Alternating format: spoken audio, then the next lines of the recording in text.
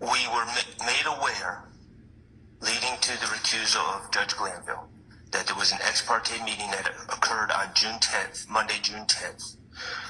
We were not told by the state, we're not told by the judge that that had occurred. We found out about it, luckily, and by happenstance. We then demanded a transcript. We complained about said ex parte, inappropriate ex parte meeting. At no point, when the court finally acknowledged that there was an ex parte meeting that occurred on Monday, June 10th, at no point did the court or the state at that point acknowledge, oh, by the way, there was another ex parte meeting that occurred on June 7th. We sat there after finding out about one ex parte meeting and having to drag the truth out. We sat there and the state and their co-conspirator, the trial court, were silent about the first ex parte meeting that happened on June 7th. What happened in that meeting on June 7th?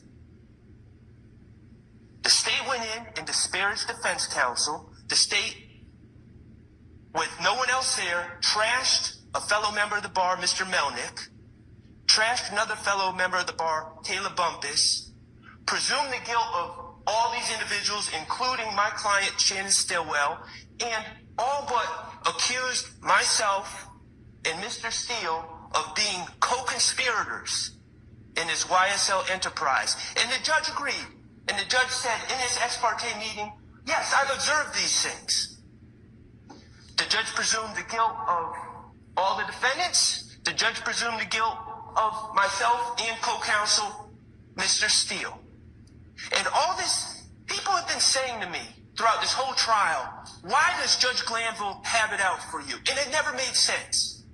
And I don't assume bad motives of anyone. Why did Judge Glanville, when you did nothing wrong, try to throw you in jail? Accuse you of cussing him out in open court when you didn't do anything? Why does he always tell you, yell at you, tell you to sit down and be quiet? Why does he cut you off at every opportunity? Why did he try to throw Brian Steele in jail for 20 days for doing what was right? And I didn't have an answer. And then yesterday I received, and I appreciate that, Judge. I appreciate someone finally being open about what's going on here. And I received a transcript. And in that transcript, the trial judge, who's not only assuming the guilt of my client, but is assuming the guilt of me and my friend, Mr. Steele. This is gross. This is disgusting. But it's all starting to make sense.